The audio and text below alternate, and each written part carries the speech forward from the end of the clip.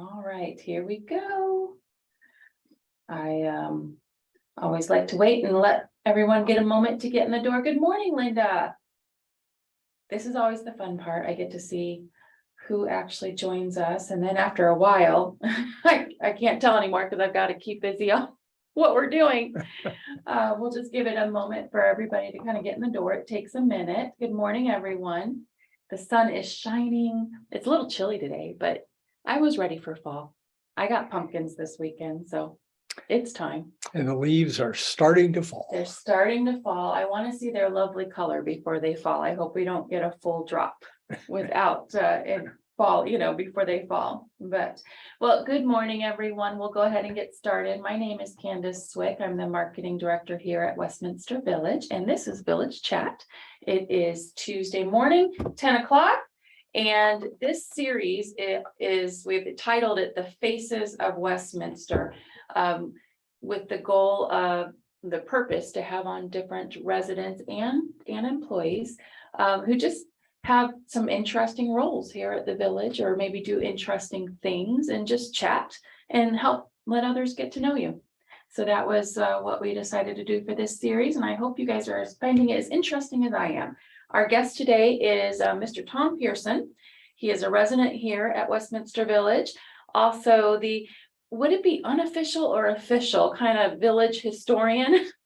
Unofficial. Unofficial. When I first came to the village, you were the gentleman that I talked to kind of get my bearings and to learn what I could about the village and point me in the direction of what resources to read up on our history for. And anyways, I as a history lover, I really enjoy that piece.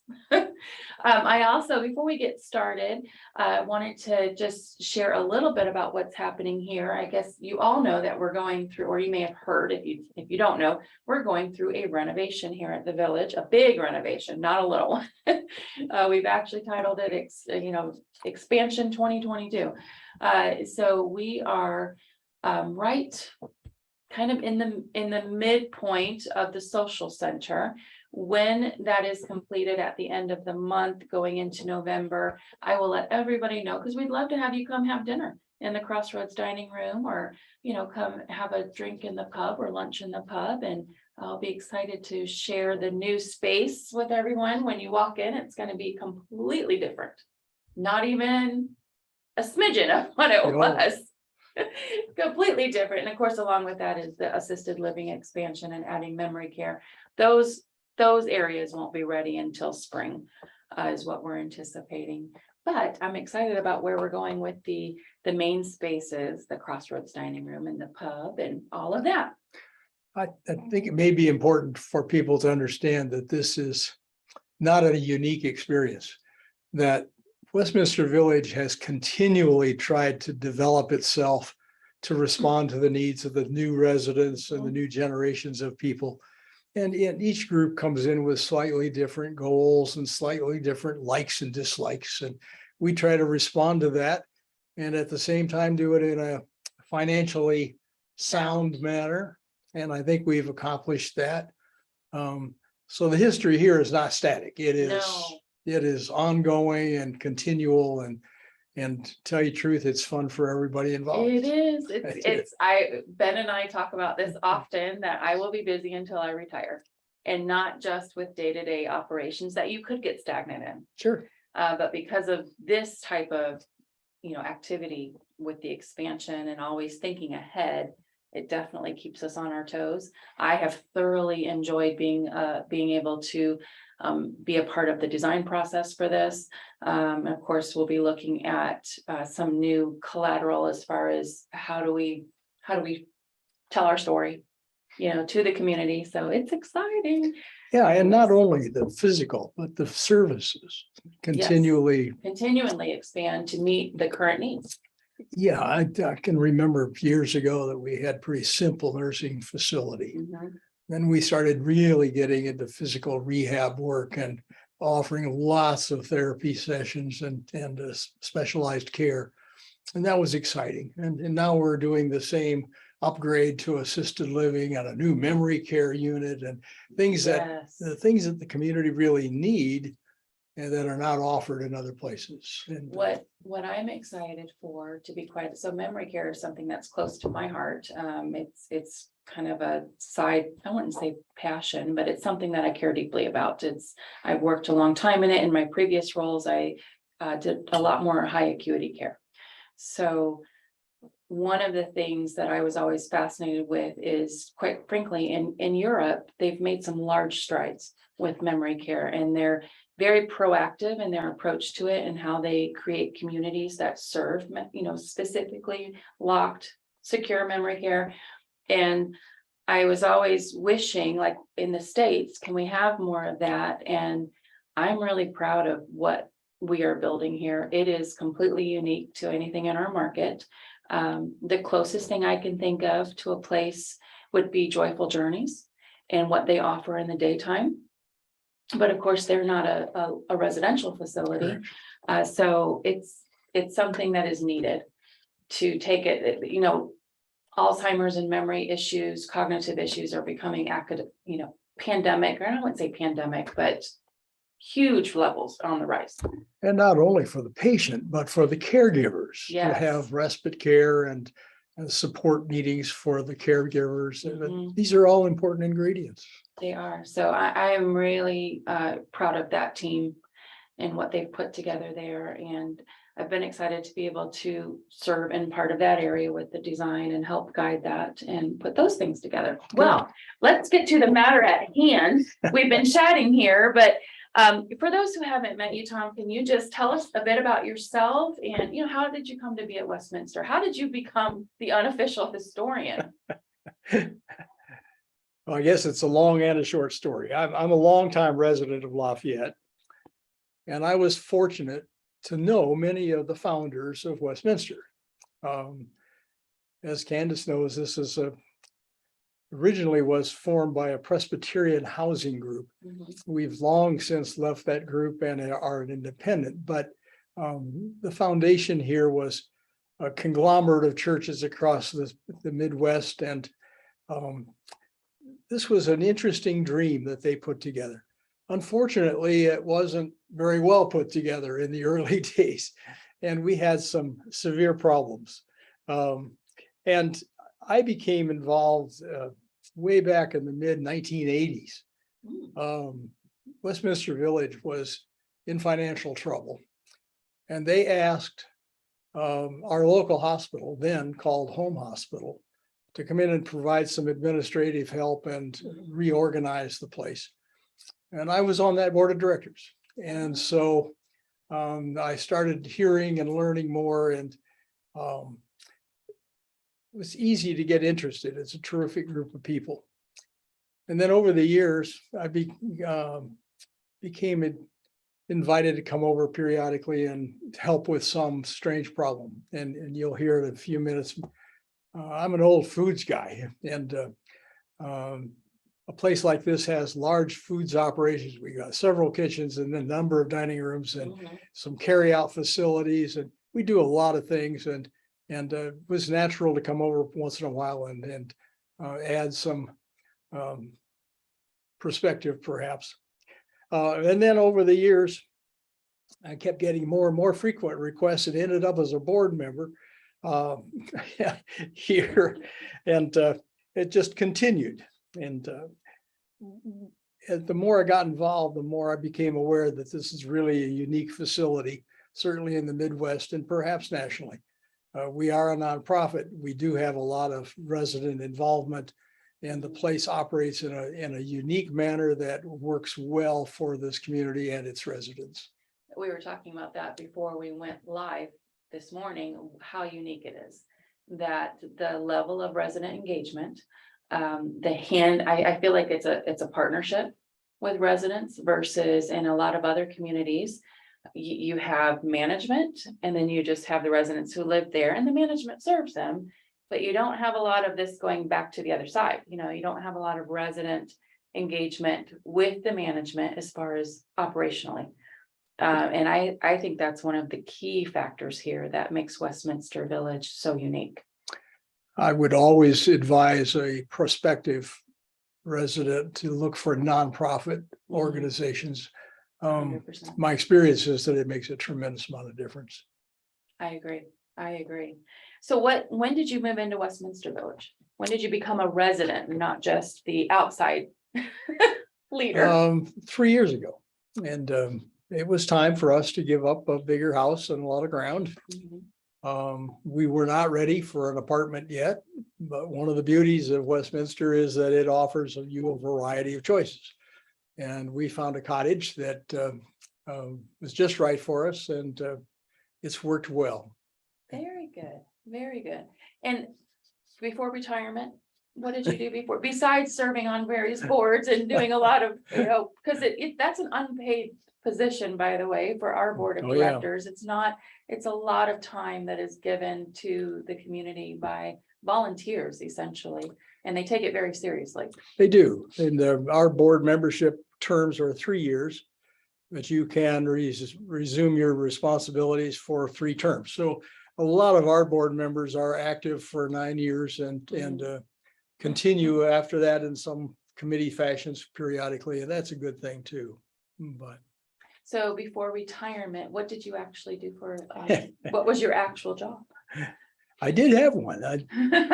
It's always an interesting question and a difficult one for me because I had 2 roles. I was a Purdue professor and I taught business development related to foods, systems, to restaurants and to hotels, and to a lot of non-medical parts of healthcare. Then I became an active advisor and have worked many places in this country and many places around the world in developing the hospitality industries. So to come here and talk about food systems or property management or finances was a natural extension of what I did in life. That is interesting. So I didn't realize that part. And I purposely, I try to, like, I want to be surprised. So this is a good conversation and not just a repetitive conversation that maybe we've had before. So how did you become interested in history? Like, what drove that? Is it just because you were involved for so long, or is it something that you are interested in at large? At large, I've always been interested in history, and I've gained a lot of valuable experiences because of that interest.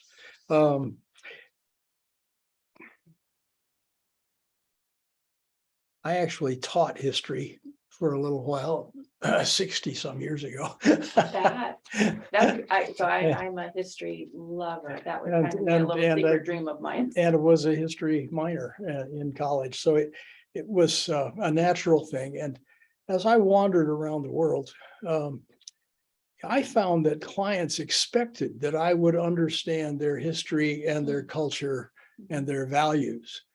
And so it became just a natural part of doing business and certainly was a natural part of teaching, to talk about the history of my industries and how we got to where we are today and what one could expect looking forward. So long time interest. I think we learn from history. I too did a minor in history in college, art history, to be more specific, but it allowed me the opportunity, honestly, to travel around the world and earn credits.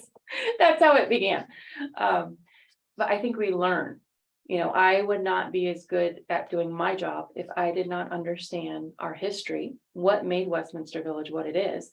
And I think that's true for anything that I get my hands into in my working life, or anything that we actually do. I want to know the history. I want to know all about something.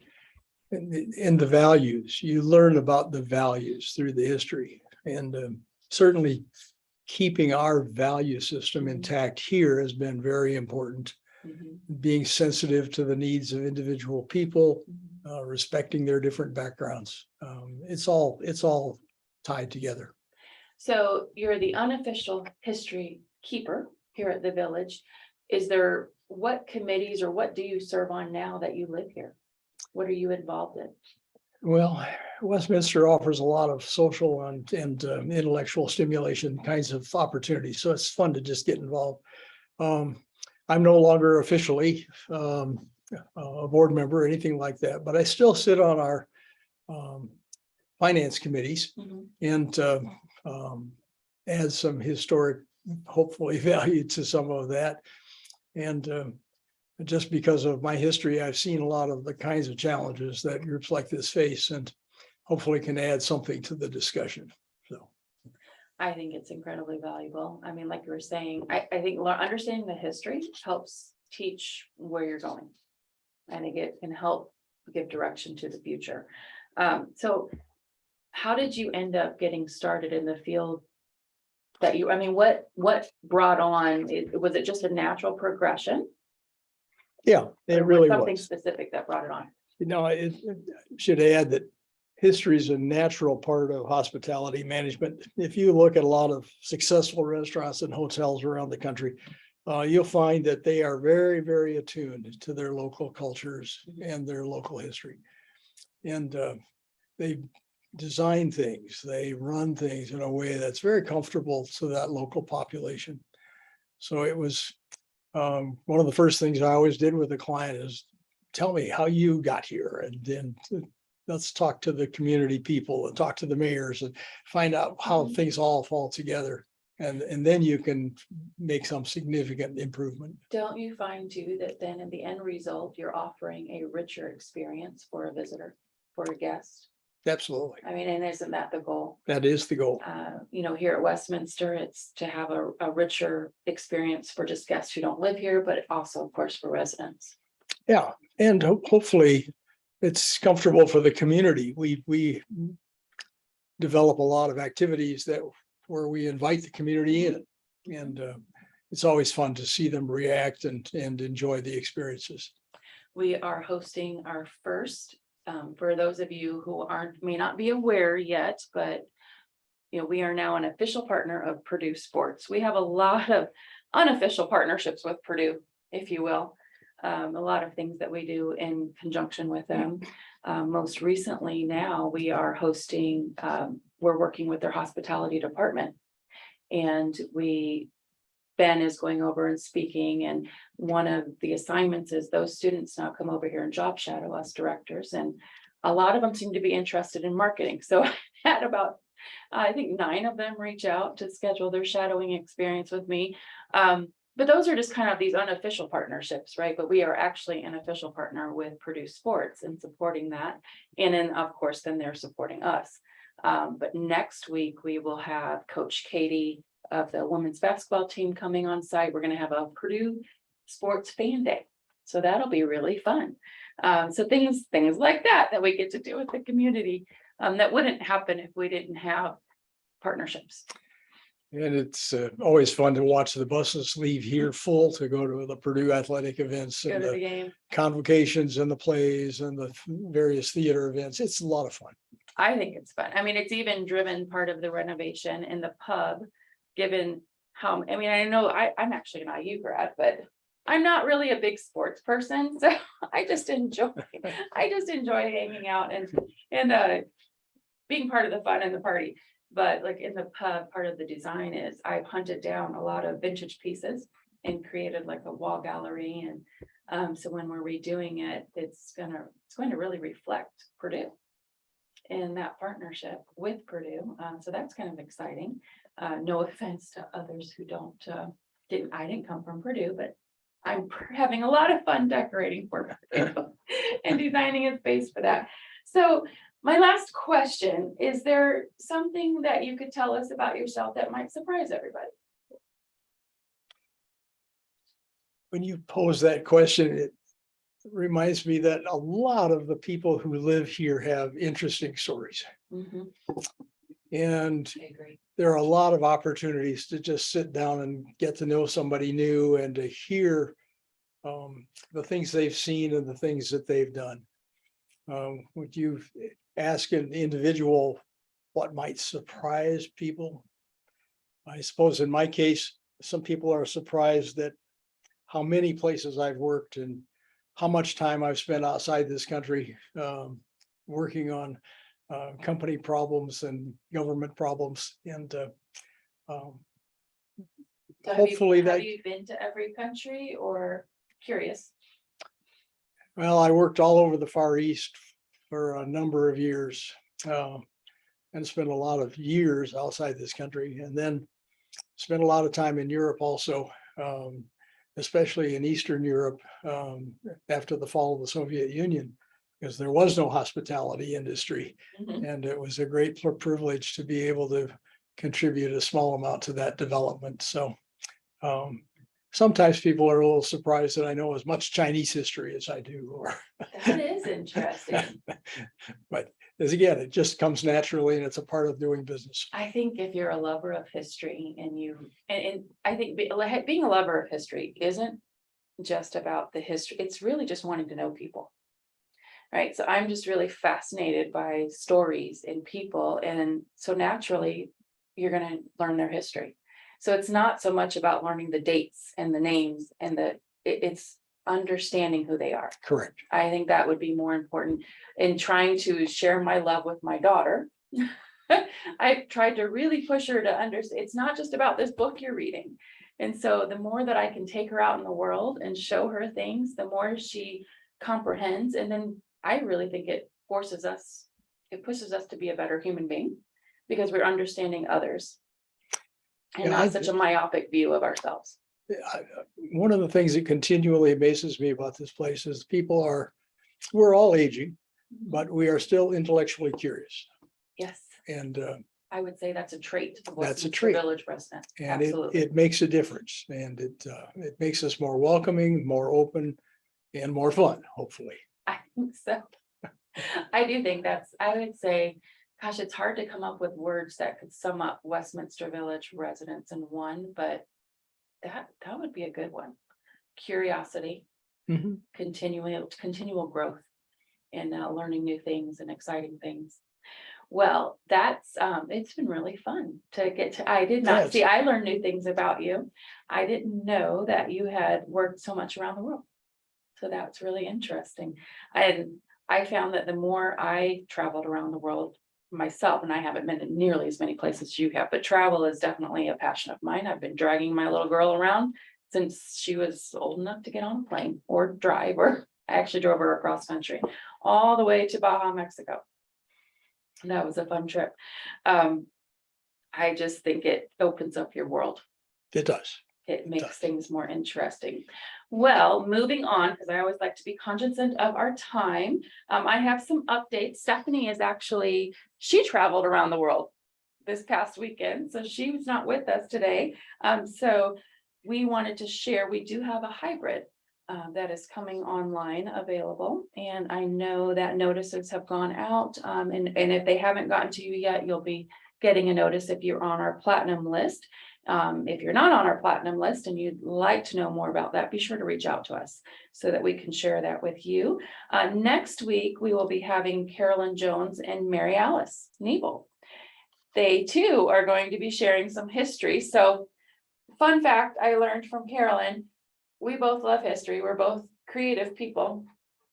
So we're chatting and she was telling me how her and Mary Alice and kind of a group of them have started doing these impromptu, interactive, I guess stage performances, you would call it, like theater performances, where they each have an area of expertise as far as a person in history, just from their work. And so they become these people and interact with an audience and share stories.